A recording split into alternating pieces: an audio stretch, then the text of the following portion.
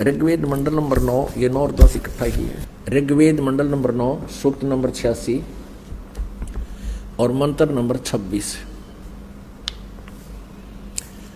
यहाँ देखिए, ये है कबीर अतो, कबीर अतो, ये कबीर, हम इसको वह बोलते हैं, वह को कबीर, यहाँ कबीर अतो। और यहाँ देखो कबीर देव, देव माने परमात्मा और कबीर देव, ये देखिएगा। यह है ऋग्वेद मंडल नंबर 9, सूक्त नंबर 20, मंत्र नंबर 1 में। ये स्पष्ट लिखा है कबीर देव, देव माने परमेश्वर और कबीर, हम कबीर देव कहने लगे, कबीर देव, कबीर साहब, हम वह को वह बोलते हैं। ऋग्वेद मंडल नंबर 9, सूक्त नंबर 82, मंत्र नंबर 2 अब हम पढ़ रहे हैं। अब यहां देखिएगा, ये है कबीर वेदस्य, ये रह है ऊपर, ये कबीर वेदस्य। अब आपको दिखाता हूं कुरान शरीफ में, कुरान शरीफ का ज्ञानदाता कहता है कि वो कबीर भगवान है जिसने 6 दिन में सृष्टि रची। अब थोड़ा सा पहले पवित्र बाइबल दिखाना पड़ेगा। ये है पवित्र बाइबल, संपूर्ण जीवन अध्ययन बाइबल, ये बाइबल है, ये है इसका जर्नल एडिटर। ये प्रथम अध्याय में ही जेनेसिस माने सृष्टि, जेनेसिस 1, ये 4 पृष्ठ पे उत्पत्ति यहाँ से आरंभ होती है। प्रथम आदि में परमेश्वर ने आकाश और पृथ्वी की सृष्टि की, ये पहला दिन था। इस प्रकार ये पहला दिन हो गया। फिर दूसरा दिन हो गया, प्रकाश प्रकुश बना दिया परमात्मा ने। फिर ये तीसरा, सांझ भी भोर हो गया, फिर तीसरा दिन हो गया। जो कुछ भी इसमें फलदार वृक्ष जिनके बीज एक एक जाति के अनुसार बनाए, ये इस प्रकार। अब ये तीसरा दिन हो गया। दिन और रात पर प्रभुता करें और उज्ज्वला दियारा करें, इस प्रकार सांझ हुई, फिर भोर हुआ, ये चौथा दिन हो गया। फिर यहाँ देखें, ये पृष्ठ नंबर 5 पे, वो 4 पे पढ़ा आपने। अब 5 पे क्या है, सांझ हुई, भोर हुई, फिर ये 5वां दिन हो गया। 6ठे दिन पे आना हमना, असली बात ये है। फिर परमेश्वर ने कहा, मनुष्य को हम अपने स्वरूप के अनुसार अपनी समानता में बनाएं, और वे समुद्र की मछलियों और आकाश के पक्षियों और घरेलू पशुओं और सारी पृथ्वी पर और सब रेंगने वाले जंतुओं पर जो पृथ्वी पर रेंगते हैं अधिकार रखें, यानी उन तक संपूर्ण से समझदार हों। तब परमेश्वर ने मनुष्य को अपने स्वरूप के अनुसार उत्पन्न किया। अपने ही स्वरूप के अनुसार परमेश्वर ने उसको उत्पन्न किया, और नर और नारी करके उसने मनुष्यों की सृष्टि की। तो परमात्मा किसा होया, मनुष्य जैसा, नर जैसा। अंडरस्टूड हो गया। अब यहाँ देखिएगा, इस प्रकार 6ठे दिन भोर हुई, सांझ हुआ, इस प्रकार ये 6वां दिन हो गया। अब 7वां दिन, और परमेश्वर ने अपना काम जिसे वह करता था 7वें दिन समाप्त किया। अपने किए हुए सारे काम से 7वें दिन विश्राम लिया, यानी 6 दिन में सृष्टि रच ली, 7वां दिन विश्राम किया, बस। अब यहाँ से इतना ही लेना था। अब कुरान शरीफ दिखाते हैं आपको, देखिएगा। ये कुरान शरीफ है, पवित्र कुरान शरीफ, और इसके विषय में लिखा है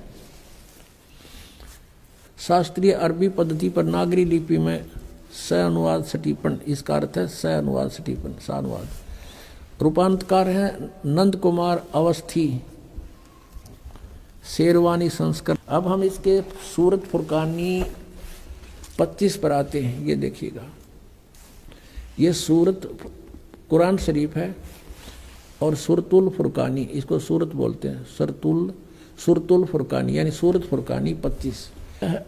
इस 58 नंबर को, जिसने आसमानों और जमीन और जो कुछ उनके बीच में है सबको 6 दिन में पैदा किया। जो पवित्र बाइबल जो ज्ञान देता है, 60% ज्ञान वही कुरान शरीफ में है। और जिसने आसमानों और जमीन और जो कुछ भी उनके बीच में है सबको 6 दिन में पैदा किया, और फिर तख्त पर जा बिराजा। वो अल्लाह बड़ा, अब इन्होंने यहाँ भी कबीर का अर्थ बड़ा कर दिया। वो अल्लाह कबीर है, ये लिखना था, वो अल्लाह कबीर है। ये 59 में, यहाँ देखो, ये फिर 59 आ गई। इसमें फिर खबीरन लिखा है, अरहमानू फसल भी ही खबीरन, कबीरन कहो, कबीर कहो, खबीर कहो। तो इन्होंने इसका अर्थ भी बड़ा कर दिया। अब इसमें यहां से देखेंगे, ये देखिएगा, ये 52 नंबर आयत है, 51 यहां समाप्त होती है, ये 52 शुरू होती है। फला तुतियल काफिरन व जाहिदहुम बिही जिहादन कबीरन, ये स्पष्ट लिखा कबीरन।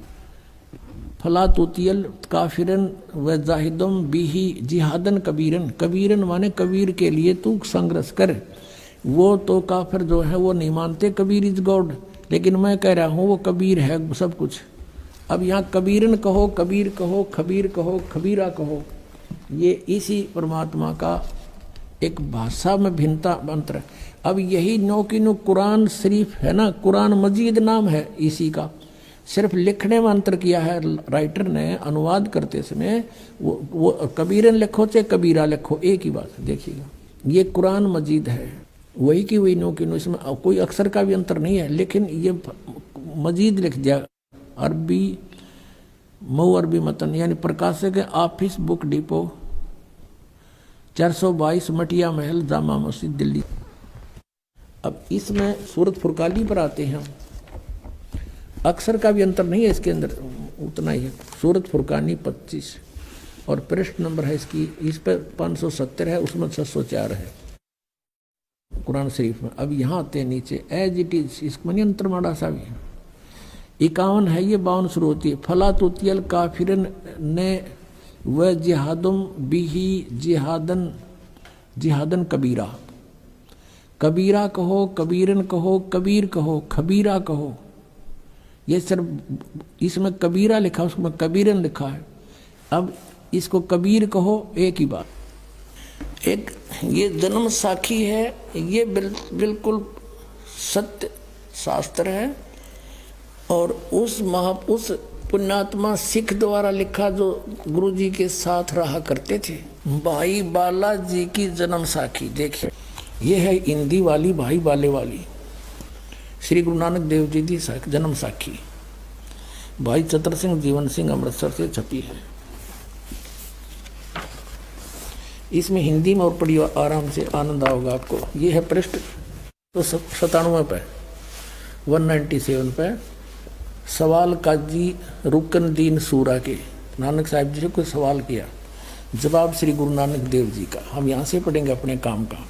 नानक आखे रुकन दीन सच्चा सुनो जवाब, चारों कोट सलाम करता ही ता तू ही होवे सबाब। अब 198 पे, साखी मक्के मदीने की, वो नीचे है 198 पे, पृष्ठ 198 पे। अब खालक आदम सिरजिया, यानी जिस भगवान ने आदम की उत्पत्ति की, आलम बड़ा कबीर, वो सबसे बड़ा परमात्मा कबीर है। अब यहाँ मुसलमान भाई कबीर का अर्थ बड़ा करते हैं, तो नानक साहिब ने यह समस्या हल कर दी है कि वड्डा कबीर, इसका अर्थ भी करना भूल जाओगे कि इस कबीर का अर्थ बड़ा होगा, कर दिया होगा यहाँ पर। खालक आदम सिरजिया आलम बड़ा कबीर, और कायम दायम कुदरती सिर पीरा दे पीर। अब क्लियर कर दिया कि वो पीरा के पीर जगत गुरु है। वो एक बहुत पुरानी साखी है, बहुत पुरानी। ये देखो इसका रंग भी कैसा हो रहा है, कागज भी पाटन हो रहा है, बहुत पुरानी है। और इसका यहाँ से भी इसका फर्स्ट प्रिंट भी ठीक से नहीं रहा है, ये किसी सिख बच्चे ने लाकर हमें दिया है। ये सिर्फ इतनी ही यहाँ पर है। ये वही कृपाल सिंह जीवन सिंह, ये उनसे छपी है। ये ऐसी स्थिति है इसकी अभी। अब इसके पृष्ठ नंबर आपको फिर हिंदी वाली में भी दिखाएंगे। 122 पृष्ठ पे ये है स्वामी सुआल काजी रुकन दीन सुराई। रुकन दीन को काजी है, तो हम यहाँ पढ़ेंगे। इनकी आपस में वार्ता हो रही है। तो नानक साहब ने कहा, नानक आखे रुकन दीन सच्चा सुनो जवाब, चारों कूट और सलाम कर ता ऊ होवे सवाब, ता तू ही होवे सवाब। कहते हैं खालक आदम सिरजिया आलम बड़ा कबीर। कहते हैं खालक आदम सिर दिया, जिस खालक ने, जिस परमात्मा ने तुम्हारा आदम की रचना की, आदम हुआ आदम की, और वो आलम बड़ा कबीर, वो सबसे बड़ा सर्वशक्तिमान परमात्मा कबीर है। और फिर कहा कि कायम कायम दायम और कुदरती, सिर पीरा दे पीर, सब गुरुआं के गुरु, और आलम बड़ा कबीर, सबसे बड़ा कबीर, सबसे बड़ा वो कबीर, सबसे बड़ा है वो आलम, आलम कबीर, यानी सबसे बड़ा भगवान परवरदिगार आलम, वो परवरदिगार आलम है, सबसे बड़ा भगवान परमात्मा, सबसे बड़ा कबीर। इसका ये अर्थ है, आलम बड़ा कबीर, सबसे बड़ा भगवान कबीर। बोलो सतगुरुदेव।